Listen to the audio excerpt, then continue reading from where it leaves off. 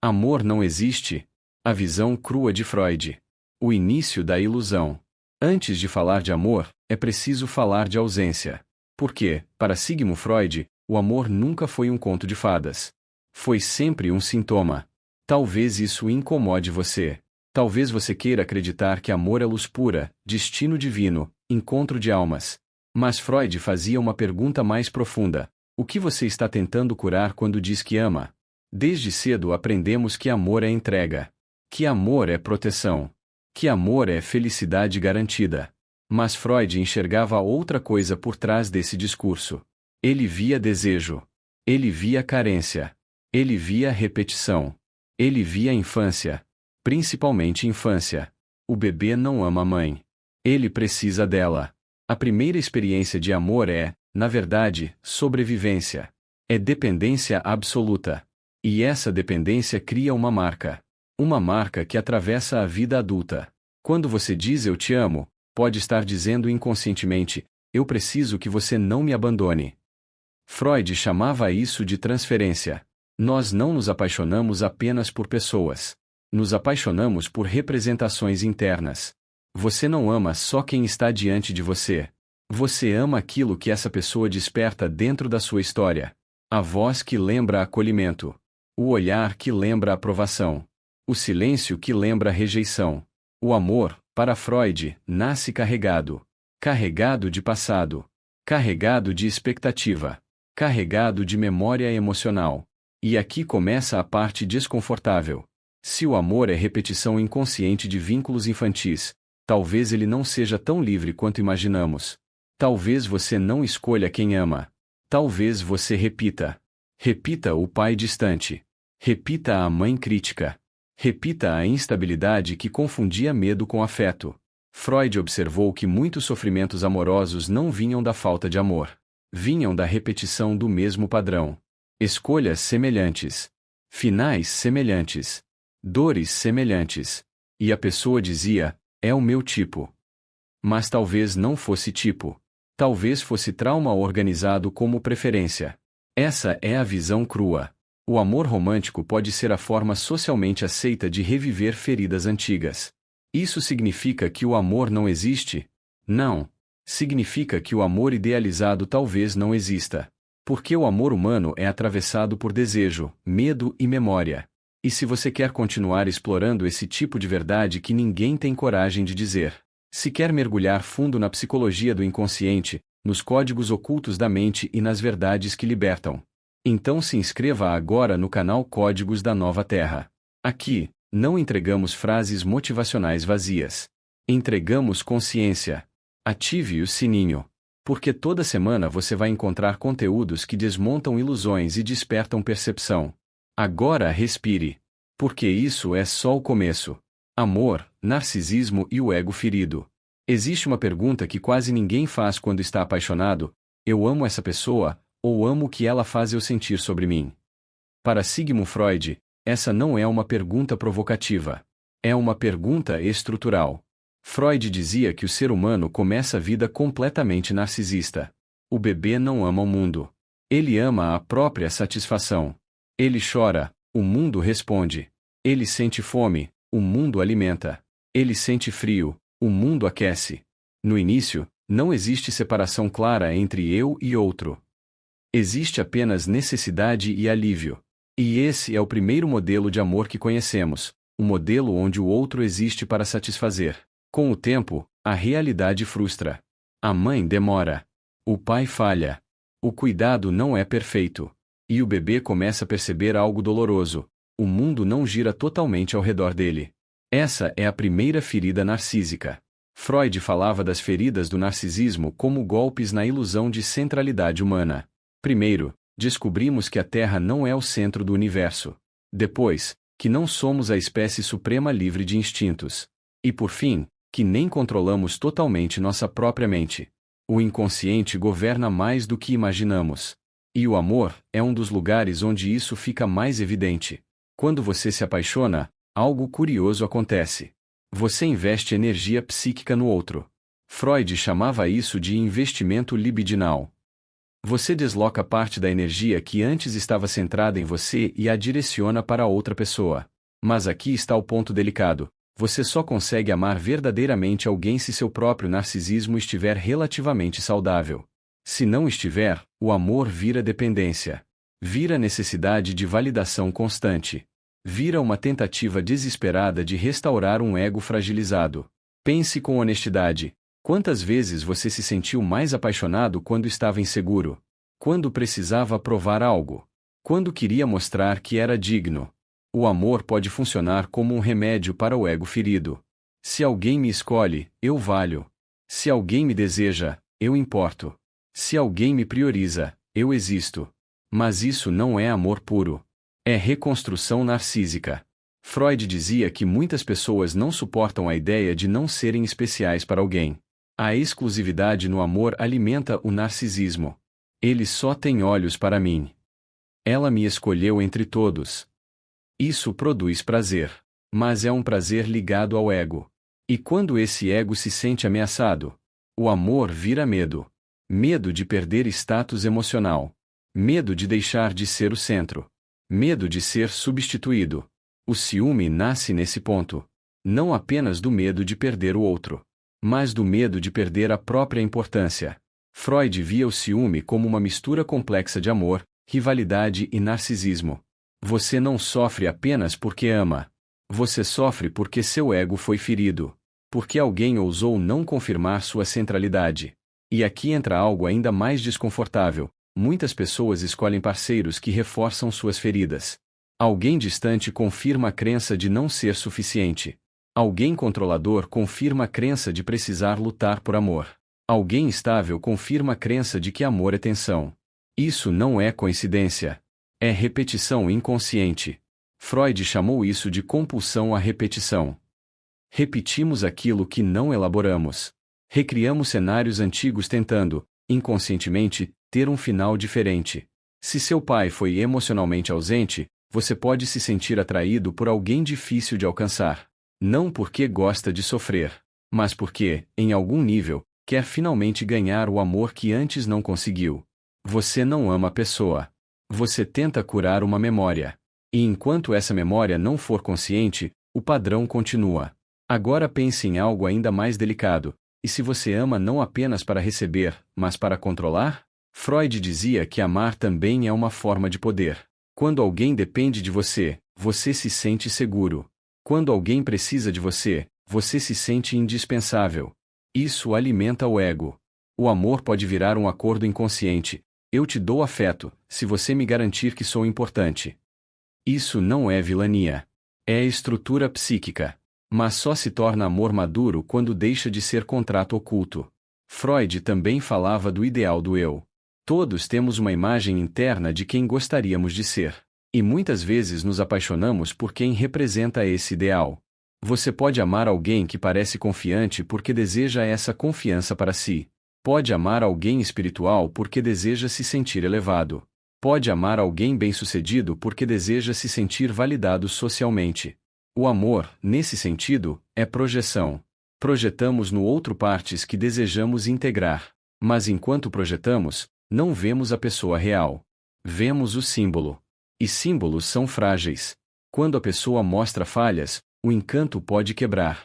Não porque ela mudou, mas porque a projeção caiu.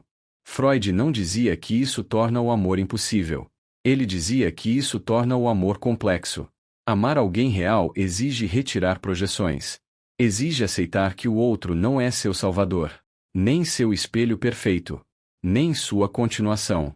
É outro sujeito, separado. E isso ativa a ansiedade.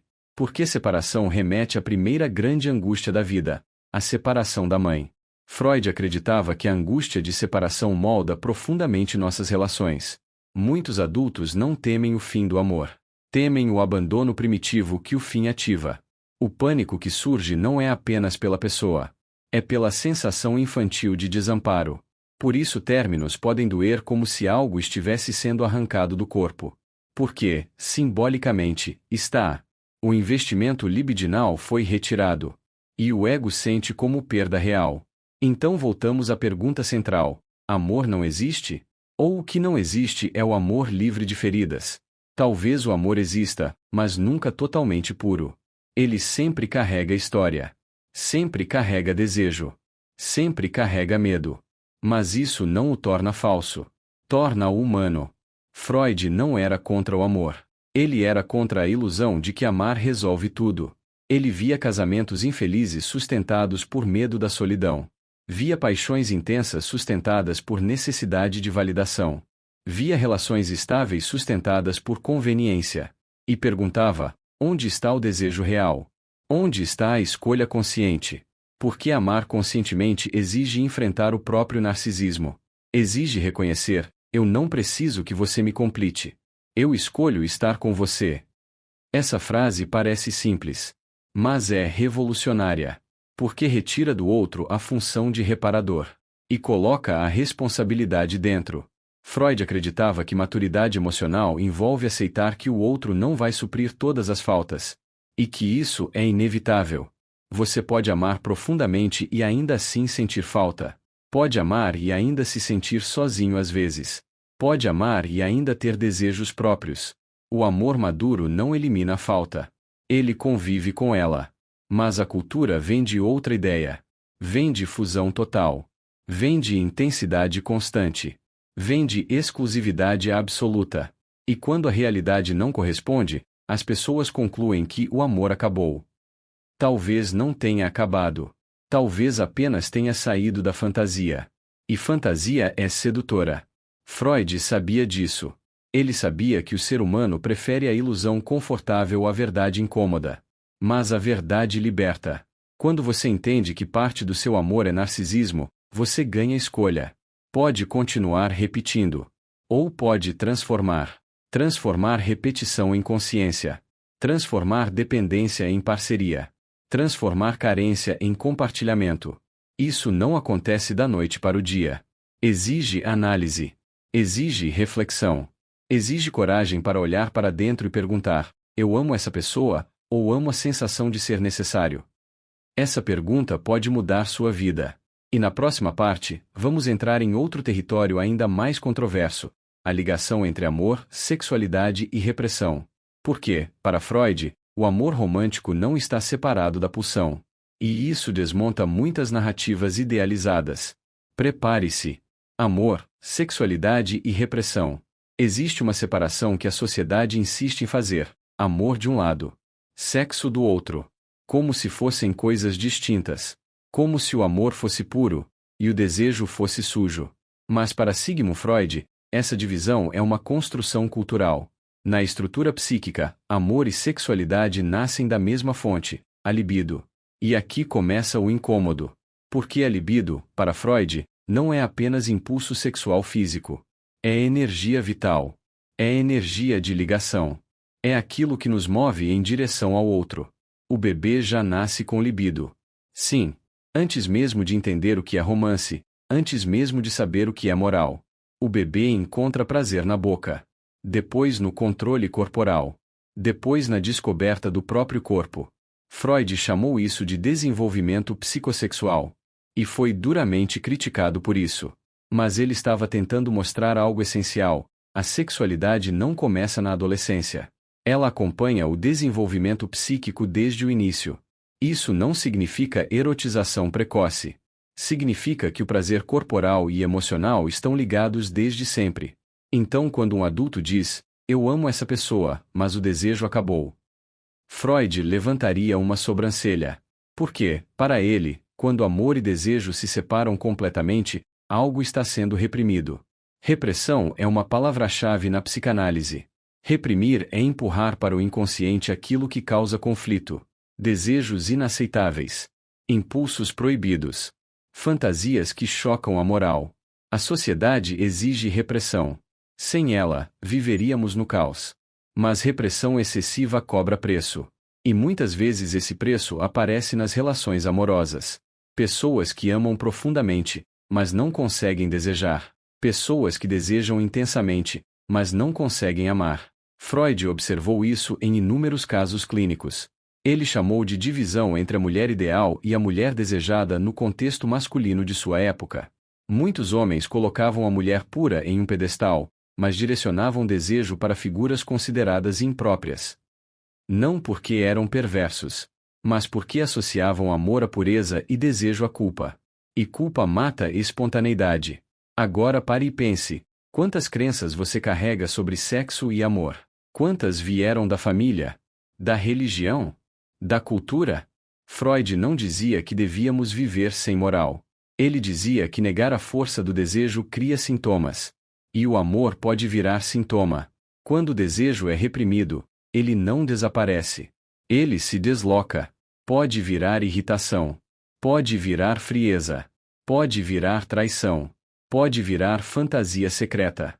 E aí surge a pergunta: se o amor fosse totalmente espiritual e puro, por que a sexualidade o atravessa com tanta força? Porque são dimensões conectadas. O amor romântico é uma elaboração cultural da libido. Ele transforma desejo em narrativa. Transforma impulso em poesia. Mas a base energética continua ali. Freud acreditava que a civilização só foi possível porque aprendemos a sublimar. Sublimar é transformar energia instintiva em algo socialmente aceito. Arte é sublimação.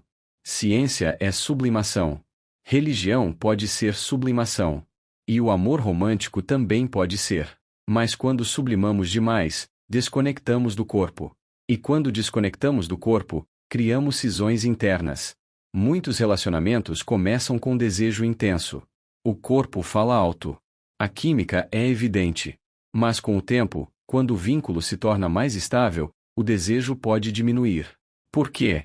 Porque o desejo se alimenta de tensão, de distância, de mistério, de risco. Já o amor estável busca segurança. E segurança reduz tensão. Freud via essa tensão como inevitável. Queremos estabilidade, mas também queremos excitação. Queremos previsibilidade, mas também queremos novidade. Essas forças coexistem dentro da psique. Quando uma domina completamente, a outra protesta. E aí aparecem crises. Não porque o amor morreu, mas porque a energia psíquica busca equilíbrio. Agora vamos tocar em algo ainda mais delicado. Freud falava do complexo de Édipo. E aqui muita gente se fecha. Mas o conceito não é literal. É simbólico. O complexo de Édipo representa o primeiro grande conflito amoroso da criança. O desejo exclusivo pelo cuidador principal e a rivalidade com a figura que ameaça essa exclusividade. Esse conflito molda a forma como lidamos com triangulações na vida adulta. O ciúme, a competição, o medo de perder para alguém melhor. Esses sentimentos não surgem do nada. Eles têm raízes profundas na infância psíquica. Quando você sente ciúme intenso, não é apenas medo racional. É ativação de memórias emocionais antigas. O amor desperta o inconsciente. E o inconsciente não é lógico. É simbólico. Por isso reações amorosas muitas vezes parecem desproporcionais. Uma mensagem ignorada pode doer como abandono total. Um comentário pode soar como rejeição devastadora. Não é exagero. É história sendo ativada. Freud dizia que amar é sempre um risco. Porque amar significa abrir espaço para o inconsciente do outro se encontrar com o seu. E inconscientes carregam sombras, desejos ambíguos, fantasias contraditórias, medos infantis. Quando duas pessoas se unem, não são apenas dois corpos. São duas histórias, dois conjuntos de repressões, dois sistemas de defesa. E muitas vezes o conflito amoroso não é sobre o presente. É sobre o passado que cada um carrega. Agora volte à pergunta inicial: amor não existe? Ou ele existe, mas nunca é simples? Freud desmonta a ideia de amor como pureza intocável. Mas ele não nega a possibilidade de vínculo profundo. Ele apenas insiste: se você não conhece suas próprias repressões, você será governado por elas. E no amor isso é perigoso. Porque o amor intensifica tudo. Intensifica prazer. Intensifica medo. Intensifica a insegurança. E sem consciência, intensidade vira caos. Com consciência, pode virar crescimento. Freud não oferecia conto de fadas. Oferecia responsabilidade. Ele dizia que amar de forma madura exige integrar sexualidade, afeto e realidade. Sem negar o desejo. Sem idealizar o outro. sem transformar o parceiro em salvador. Mas isso é difícil. Porque a fantasia é confortável. A fantasia diz: você é tudo que eu preciso. A realidade diz: eu escolho você, mesmo sabendo que não é perfeito. Percebe a diferença? Uma é dependência mascarada. A outra é escolha consciente. E escolha exige autonomia. Freud acreditava que poucas pessoas alcançam autonomia emocional plena. Mas isso não significa que seja impossível. Significa que exige trabalho interno, autoanálise, reflexão, coragem para enfrentar culpa e desejo. Talvez o amor não seja uma mentira. Talvez a mentira seja acreditar que ele vem pronto. Ele precisa ser construído. E para construir, é preciso conhecer a própria estrutura psíquica. Na próxima parte, vamos entrar em um território ainda mais profundo: o amor como ilusão necessária. Porque, para Freud, algumas ilusões não são apenas enganos. São mecanismos de sobrevivência. E isso muda completamente a forma como você enxerga suas próprias relações. Prepare-se. O amor como ilusão necessária. Existe uma diferença entre mentira e ilusão. Mentira é engano consciente. Ilusão é algo em que acreditamos porque precisamos acreditar. Para Sigmund Freud, a humanidade vive sustentada por ilusões estruturais. Religião, ideais, promessas de felicidade eterna. No livro O Futuro de uma Ilusão, Freud argumenta que certas crenças não existem porque são comprováveis, mas porque oferecem segurança psíquica. Agora pense com coragem: e se o amor romântico for uma dessas ilusões? Não uma farsa, mas uma construção que nos ajuda a suportar a realidade. A realidade é dura. Somos frágeis. Somos mortais. Somos atravessados por desejos contraditórios. Somos sozinhos dentro da própria mente. O amor promete romper essa solidão. Promete fusão. Promete pertencimento absoluto. Promete que alguém finalmente vai entender tudo. Isso é profundamente sedutor. Mas é real? Ou é uma necessidade psíquica projetada? Freud dizia que o ser humano tem dificuldade em aceitar sua condição limitada. Então criamos narrativas que suavizam essa angústia. O amor pode funcionar como uma dessas narrativas. Quando alguém diz: sem você eu não sou nada. Isso não é poesia. É dependência transformada em romantização. A ideia de alma gêmea acalma o medo de insignificância. A promessa de para sempre acalma o medo da morte simbólica. O amor eterno suaviza a angústia do fim. Mas a vida não é eterna. As pessoas mudam. Os desejos mudam. E a ilusão começa a rachar quando a realidade aparece. Freud não dizia que devemos abandonar todas as ilusões. Ele sabia que algumas são necessárias. A questão é: você sabe que é uma ilusão, ou acredita que é verdade absoluta? A diferença entre usar uma ilusão como suporte e viver aprisionado nela.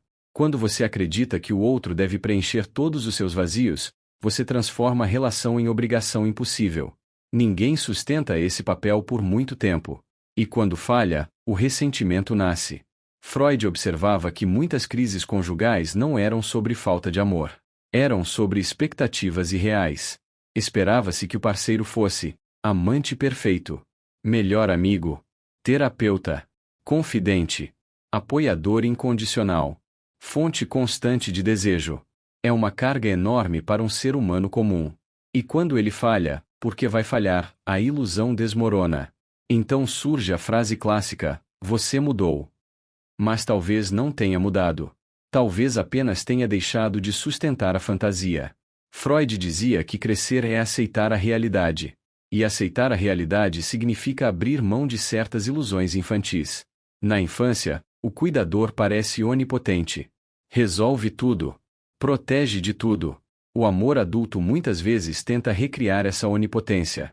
Queremos alguém que nos proteja de todas as dores emocionais. Mas ninguém tem esse poder. E quando percebemos isso, sentimos decepção. Mas decepção não é fracasso. É amadurecimento. A pergunta que fica é: é possível amar sem ilusão? Freud provavelmente diria: não completamente. Sempre haverá alguma projeção.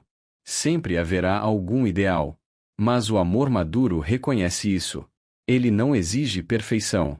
Ele não exige fusão total. Ele aceita limites. Existe uma frase atribuída a Freud que resume bem essa tensão: amar e trabalhar são as pedras angulares da nossa humanidade. Repare, ele não disse que amar é solução de tudo. Ele colocou o amor ao lado do trabalho, algo que exige esforço, realidade, frustração. O amor, na visão freudiana, não é êxtase constante. É construção psíquica. É negociação entre desejos. É encontro entre duas incompletudes. Mas aqui entra outro ponto essencial. Freud também falava da pulsão de morte. Sim, não somos movidos apenas por busca de prazer. Existe em nós uma tendência à repetição do sofrimento, à autossabotagem, à destruição. E o amor pode se tornar palco dessa pulsão. Relacionamentos tóxicos que se repetem. Paixões intensas que acabam em caos. Vínculos onde a dor parece parte essencial da experiência. Às vezes, a intensidade do sofrimento é confundida com profundidade. Se dói, é porque é amor. Mas não necessariamente. Pode ser compulsão. Pode ser tentativa inconsciente de reviver conflitos antigos. A ilusão romântica transforma dor em prova de autenticidade. Mas maturidade transforma dor em sinal de algo a ser analisado. Freud acreditava que o ser humano busca prazer, mas também repete trauma. E o amor, por ser tão carregado emocionalmente, ativa ambos. Agora imagine o seguinte cenário: duas pessoas se encontram. Ambas carregam carências. Ambas desejam ser vistas. Ambas acreditam que o outro trará completude. No início, a ilusão funciona. Tudo parece mágico. Mas com o tempo, as faltas individuais reaparecem. E cada um começa a cobrar do outro aquilo que ele mesmo não consegue suprir. É nesse ponto que o amor pode virar conflito constante. Não porque não exista sentimento, mas porque existe excesso de expectativa. Freud desmonta a fantasia, mas não destrói a possibilidade. Ele aponta que o amor só se torna realmente humano quando aceita a imperfeição. Quando aceita que o outro não é solução para angústias existenciais. Quando aceita que a solidão nunca desaparece completamente. Isso é duro, mas também libertador. Porque se o outro não tem a obrigação de te salvar, você pode amá-lo com mais leveza. Sem pressão messiânica. Sem exigência de milagre emocional. Freud via o amor como algo possível dentro da realidade. Não como fuga dela. A ilusão necessária talvez não seja acreditar que alguém vai te completar, mas acreditar que vale a pena compartilhar a incompletude. Percebe a diferença? Não é sem você eu não sou nada. É com você, a vida pode ser mais rica. Isso é amor menos fantasioso, menos cinematográfico, mas mais sólido. Agora surge a pergunta final desta parte: se o amor é atravessado por ilusão, narcisismo, desejo e repressão, o que sobra? Sobra escolha. Sobra consciência. Sobra responsabilidade. E talvez isso seja mais poderoso do que qualquer fantasia. Na próxima parte, vamos tocar em algo ainda mais profundo: a dor do amor. Por que perder alguém pode parecer uma morte psíquica? E o que Freud revela sobre luto, abandono e reconstrução emocional? Por que entender o fim é essencial para compreender o começo? Prepare-se. A dor do amor, o luto e a morte psíquica. Existe uma experiência que desmonta qualquer idealização romântica: o fim. Quando uma relação termina, algo dentro de você parece desmoronar. Não é só tristeza. É desorientação. É vazio. É como se parte da sua identidade tivesse sido arrancada. Para Sigmund Freud, isso não é exagero dramático. É estrutura psíquica. Freud escreveu um texto fundamental chamado Luto e Melancolia. Nele, ele explica algo essencial: quando amamos, investimos energia psíquica, libido, no outro. Essa energia não é simbólica. Ela é real dentro da economia psíquica. Quando o objeto amado se perde, seja por término, traição ou morte, essa energia precisa ser retirada. E retirar dói. Dói porque o ego estava ligado. Dói porque o outro passou a fazer parte da organização interna. Você não perde apenas uma pessoa. Você perde o lugar que ela ocupava dentro de você. É por isso que términos podem provocar sensação de morte. Não necessariamente morte física, mas morte psíquica. Uma parte da sua narrativa deixa de existir. Planos compartilhados desaparecem. Rituais se quebram. Expectativas evaporam. E o ego entra em crise. Freud dizia que o luto é um processo natural. Doloroso, mas necessário. No luto saudável, a energia investida no outro vai sendo, aos poucos, desatada. O ego reconhece a perda. Chora. Relembra. Sofre. Mas, gradualmente, libera. Já na melancolia, que hoje associamos à depressão profunda, a coisa é diferente. Na melancolia, o ego não consegue separar completamente o objeto perdido. Em vez de dizer eu perdi alguém, o inconsciente transforma em eu perdi parte de mim. E aí surgem autoacusações, sentimentos intensos de culpa, desvalorização extrema. Porque, simbolicamente, o objeto amado foi internalizado. E a raiva pela perda pode se voltar contra o próprio ego. Agora pense com honestidade. Quantas vezes você sofreu mais pelo que a relação representava do que pela pessoa em si? Freud diria que muitas vezes o sofrimento não é apenas pela ausência física. É pela quebra da ilusão. É pela ferida narcísica. Quando alguém termina com você, o ego escuta algo cruel. Você não foi suficiente. Mesmo que racionalmente não seja verdade. O inconsciente interpreta como rejeição absoluta. E rejeição ativa a angústia primitiva de abandono. Lembra da infância? O medo de perder o cuidador principal. Esse medo nunca desaparece completamente. Ele se transforma. E o amor adulto é um dos lugares onde ele reaparece com força. Por isso o término pode ativar pânico, desespero, comportamentos que você nem reconhece como seus, mensagens impulsivas, tentativas de reconquista, raiva intensa. Não é apenas drama. É o sistema psíquico tentando restaurar estabilidade. Freud acreditava que amar nos torna vulneráveis, porque ao investir no outro, abrimos espaço para perda. E perda é inevitável. Mesmo relações que duram décadas terminam, se não por separação, pela morte. O amor sempre carrega a sombra do fim. E talvez seja por isso que tanta gente sabota relações antes que se aprofundem. Melhor sair antes de ser abandonado. Melhor não se entregar totalmente. Melhor manter distância emocional. São defesas contra a dor potencial. Mas defesa excessiva impede vínculo verdadeiro. Agora surge uma questão delicada. Se amar dói tanto quando acaba, vale a pena amar? Freud não era romântico. Mas ele não defendia o isolamento. Ele entendia que a dor faz parte da condição humana. Evitar amar para evitar sofrer é uma tentativa de escapar da realidade. Mas a ausência de amor também produz sofrimento. Solidão prolongada corrói. O ser humano é relacional. Precisa de vínculo. Mesmo sabendo do risco. Aqui existe uma verdade dura: não existe amor sem possibilidade de luto. E talvez o que assusta não seja o amor em si. É a vulnerabilidade. Quando você ama, você entrega poder. Entrega a capacidade de afetar profundamente seu estado interno. Isso exige coragem. Mas também exige maturidade para lidar com perdas. Freud dizia que o trabalho do luto é doloroso porque cada lembrança precisa ser revisitada. Cada momento compartilhado precisa ser reconhecido como passado. É como desmontar, peça por peça, um edifício interno. Não acontece de uma vez. E não acontece sem dor. Mas acontece. Com o tempo, a energia investida se reorganiza. O ego se fortalece. E novas possibilidades surgem. O problema é quando alguém tenta evitar o luto pulando imediatamente para outra relação. Substituindo objeto por objeto. Isso pode aliviar momentaneamente. Mas se o luto não foi elaborado, o padrão se repete. A dor mal processada vira bagagem invisível. E essa bagagem entra na próxima relação. Freud acreditava que a repetição é sinal de algo não resolvido. Se você sofre sempre da mesma maneira, talvez não seja azar. Talvez seja história não elaborada.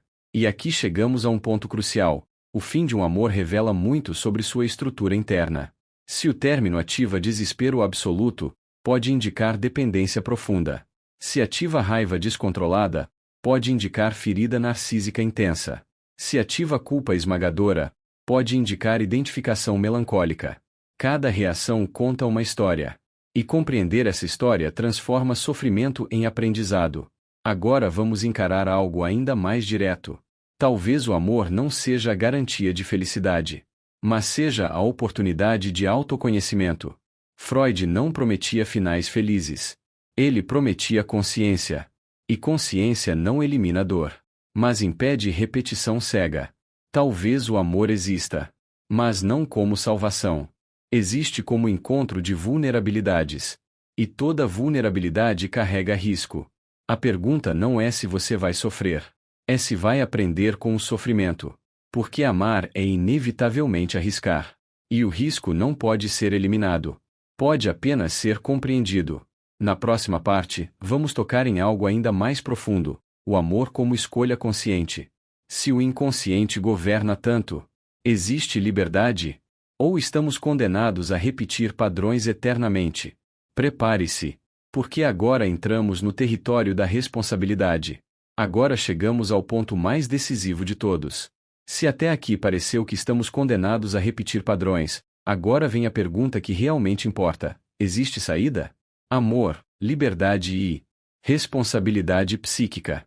Se o inconsciente influencia nossas escolhas, se repetimos padrões da infância, se projetamos, reprimimos, idealizamos, então amar é apenas destino psicológico? Para Sigmund Freud, a resposta não é simples, mas também não é fatalista. Freud não acreditava que somos marionetes absolutas do inconsciente.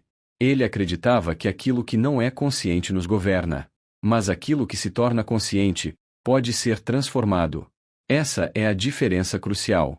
Você pode ter sido moldado por experiências infantis, mas não está condenado a repeti-las eternamente. O problema é que a maioria das pessoas nunca questiona seus próprios padrões. Atribui tudo ao tipo de pessoa que atrai, ou ao azar no amor, ou ao destino. Mas destino, muitas vezes, é inconsciente não examinado. Freud criou a psicanálise justamente para tornar visível o invisível. Ele acreditava que, ao trazer à consciência os conflitos internos, o ego ganha força. E um ego mais forte faz escolhas mais livres. Isso nos leva a uma virada importante. Amor não é apenas sentimento. É escolha. Mas só é a escolha real quando a consciência. Se você entra em uma relação movido por carência extrema, isso não é liberdade. Se você escolhe alguém apenas para provar algo ao seu passado, isso não é liberdade. Se você ama porque não suporta a solidão, isso é fuga, não escolha. Liberdade emocional começa quando você consegue ficar só sem desmoronar. Freud dizia que a maturidade psíquica envolve tolerar frustração, tolerar falta, tolerar que o outro não é a extensão de você. Isso é difícil, porque ativa medos antigos. Mas é necessário para que o amor deixe de ser dependência. Agora imagine duas pessoas emocionalmente conscientes. Ambas sabem de suas carências. Ambas reconhecem seus padrões. Ambas não esperam salvação. O que acontece? O amor deixa de ser necessidade desesperada e passa a ser decisão compartilhada. Isso não elimina conflitos, mas muda a forma de lidar com eles. Porque o conflito deixa de ser ataque ao ego e vira diálogo entre diferenças. Freud acreditava que o ego pode se fortalecer através do autoconhecimento. E um ego fortalecido não precisa sugar validação constante. Ele pode amar sem se dissolver. Pode desejar sem se culpar. Pode perder sem se destruir completamente. Isso é maturidade. Mas maturidade não surge espontaneamente. Ela exige enfrentamento. Enfrentamento das próprias sombras. Inveja, ciúme, medo de abandono, necessidade de controle. Freud nunca prometeu que isso seria confortável. Na verdade, ele acreditava que a análise é dolorosa. Mas é dor que reorganiza. Dor que liberta.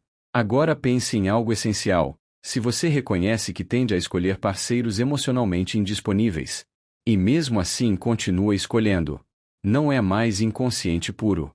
É resistência. E resistência protege algo. Talvez a própria identidade construída em torno do sofrimento. Algumas pessoas se identificam tanto com a narrativa de sempre sou abandonado que, inconscientemente, mantêm situações que confirmam isso. Porque abandonar a narrativa exigiria reconstruir a própria identidade. E isso assusta. Freud sabia que o ser humano prefere a repetição conhecida ao desconhecido incerto, mesmo que o conhecido seja doloroso. Então, amar conscientemente exige coragem para sair do padrão. Exige tolerar relações que não têm o drama familiar. Às vezes, o amor saudável parece sem graça para quem está acostumado à intensidade caótica. Porque a intensidade não é sinônimo de profundidade.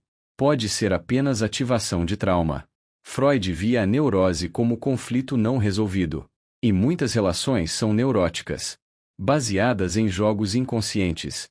Um persegue, o outro foge. Um cobra, o outro silencia. Um idealiza, o outro desvaloriza. E o ciclo continua. Mas quando alguém interrompe o padrão, algo muda. Não é simples. Porque o inconsciente resiste.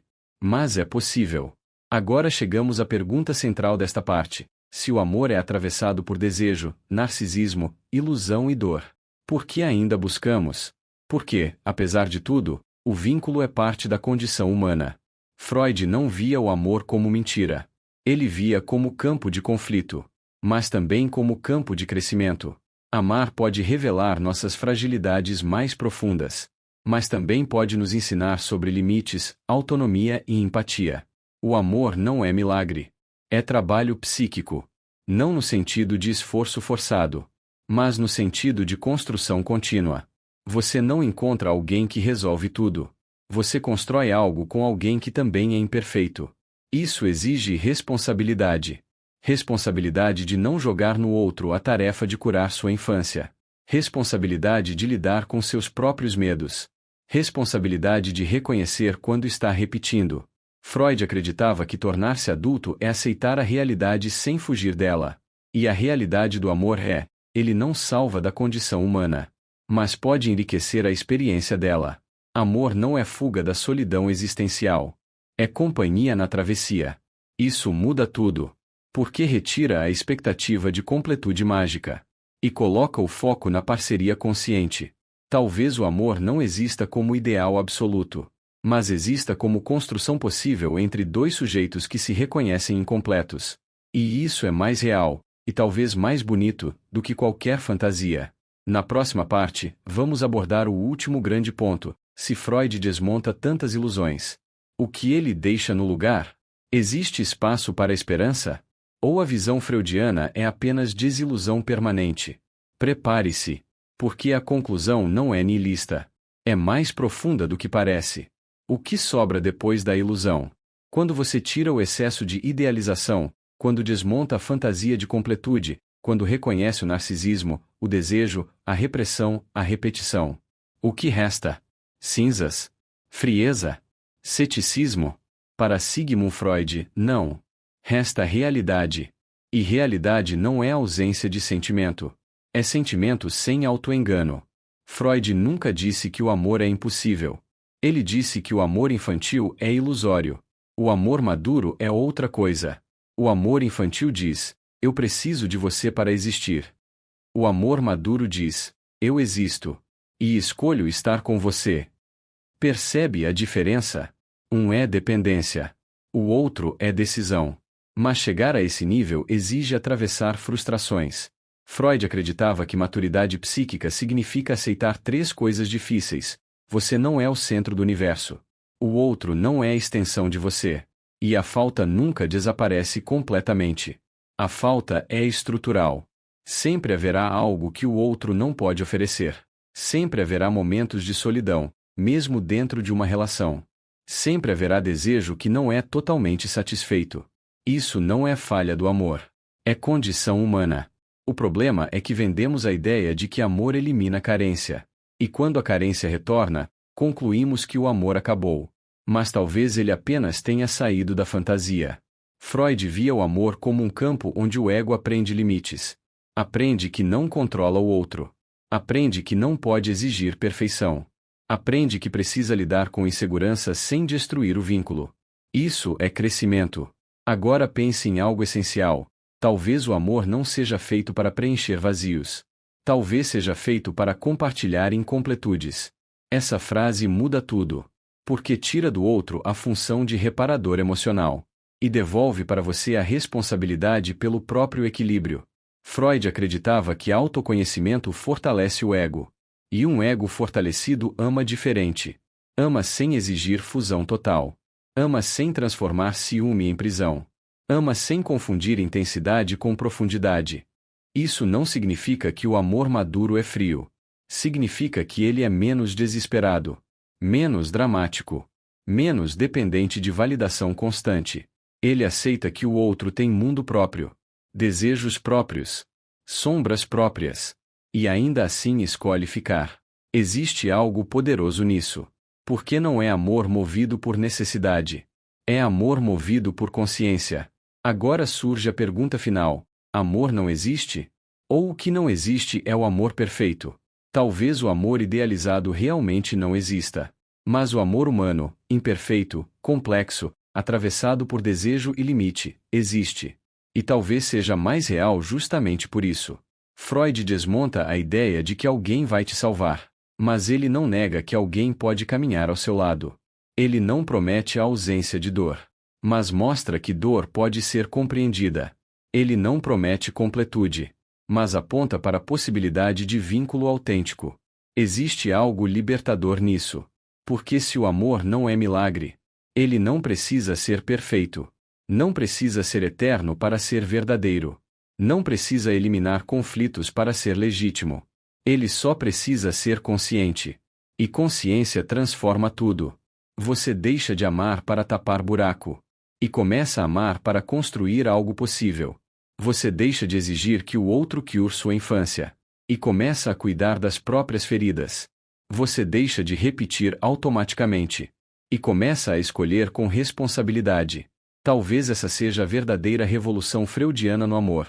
Ele tira a magia infantil e coloca a maturidade no lugar.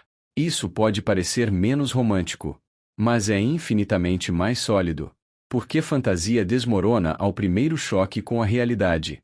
Consciência resiste. No fim das contas, Freud não pergunta: você ama? Ele pergunta: você sabe por que ama? Se você ama por medo, precisa olhar para esse medo. Se ama por carência, precisa entender essa carência. Se ama por repetição, precisa interromper o ciclo. Mas se ama sabendo de tudo isso, então talvez esteja vivendo algo raro, algo humano, algo real. O amor não é inexistente. Inexistente é a versão mágica que promete eliminar a condição humana. O amor verdadeiro não apaga sua solidão estrutural, mas torna a travessia menos solitária. E talvez isso já seja extraordinário. Então, da próxima vez que você se perguntar: será que amor existe? Talvez a pergunta mais profunda seja: eu estou disposto a amar sem ilusão? Porque amar sem ilusão não é perder encanto. É ganhar verdade. E verdade pode não ser confortável, mas é libertadora. Se você quer continuar explorando psicologia profunda, espiritualidade consciente e os códigos invisíveis que moldam comportamento, desejo e destino, então agora é o momento. Inscreva-se no canal Códigos da Nova Terra. Compartilhe este vídeo com alguém que precisa ouvir essa verdade. Deixe nos comentários: você acredita que o amor é ilusão ou construção? Porque aqui não buscamos conforto superficial. Buscamos despertar. E se você está pronto para ir além da superfície, a próxima análise já está esperando por você.